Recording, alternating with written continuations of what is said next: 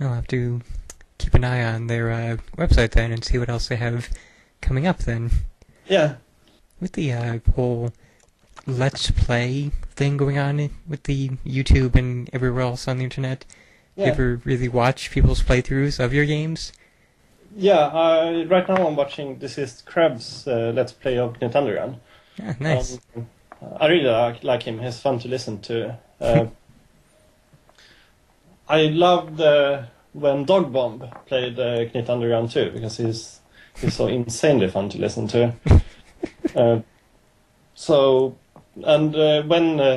When I released Knit Underground, one of the first things I did was to send out review copies to all Let's Players that I could possibly find. That's pretty cool. I really embraced the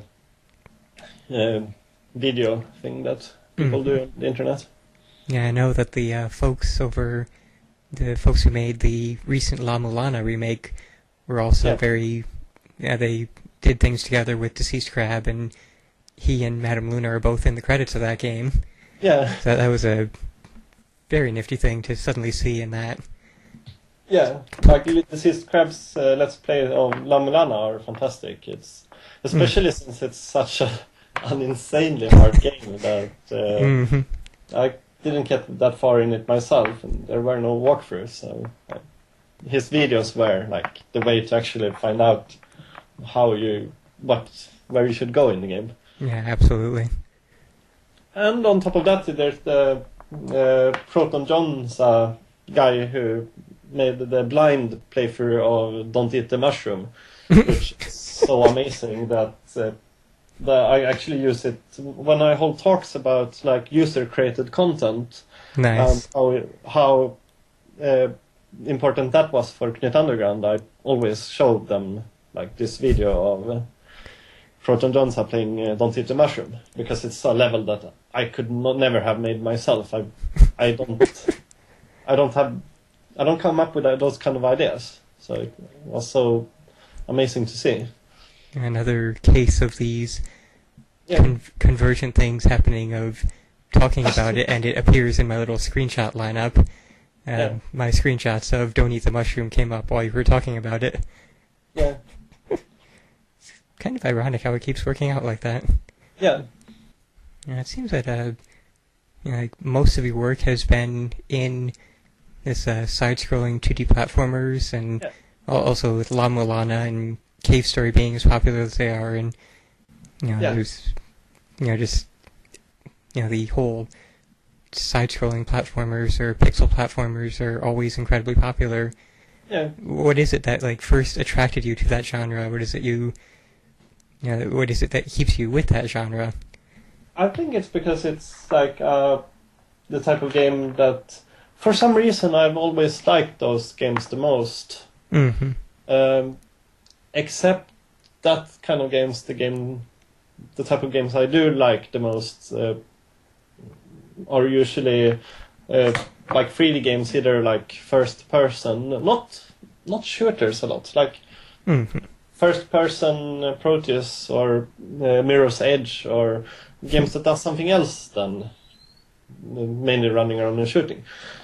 Also really like the 3D platformers, like in the same perspective as Journey or Yak or games like that. I guess there haven't been tons of new ones lately.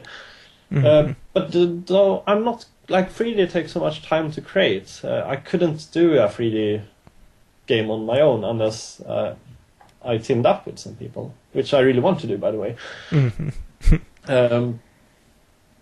Maybe if I can get funding for a game, I have a few ideas that would be best in 3D.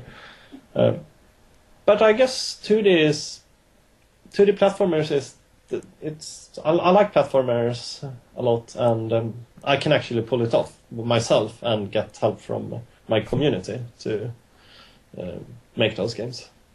Yeah, cool.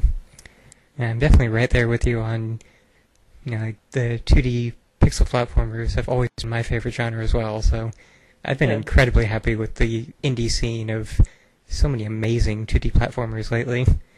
Yeah, I might try something different in the future, though. I have some ideas that kind of experiment with completely different mechanics. Mm-hmm. Maybe I'll make some prototypes. There's one idea in particular I want to do that's very different from all stuff I've previously done, but I shouldn't go into detail before I even know if I'm going to do this game or not. Mm-hmm.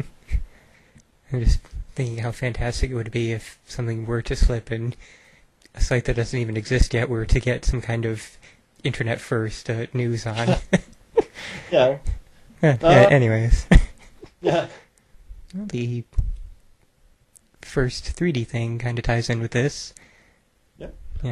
What was it that got you interested in designing games and music in the first place?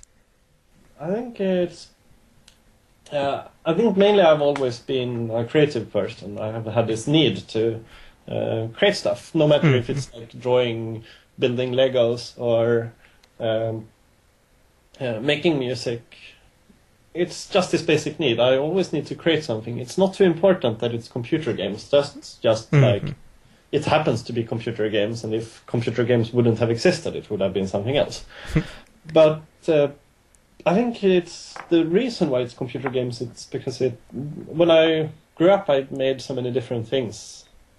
I wrote silly stories. That I drew some stuff on paper, and then I got into like playing the piano and composing songs and like music software.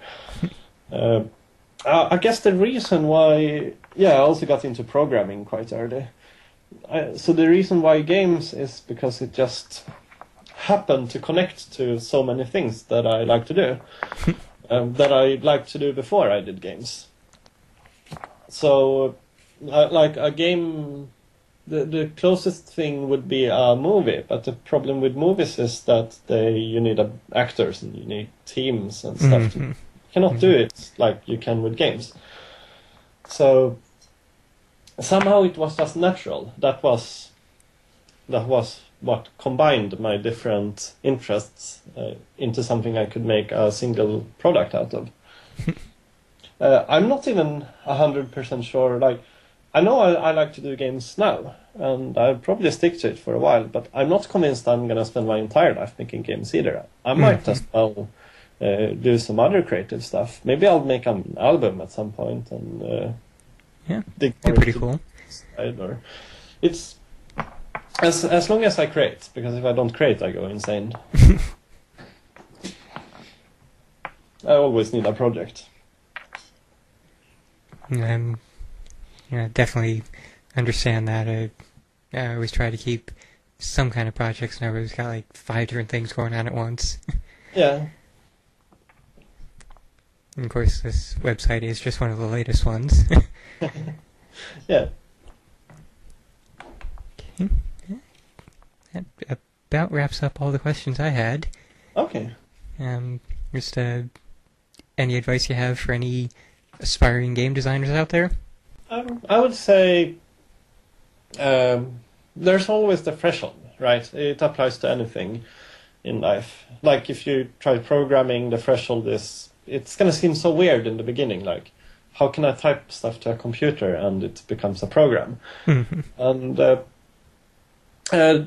this is a very bad moment to do a very big game, because you don't know how it works and don't know like the procedure and the tools and stuff.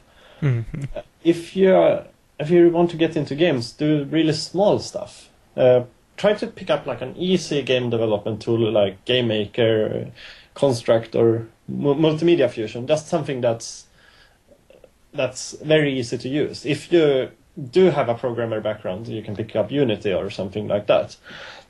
But don't spend more than 1-2 weeks on each game. Test stuff and learn stuff before you do your big games of your dreams, because makes sense. Yeah, and it's you wouldn't believe how common this mistake is, to start out with like a huge RPG.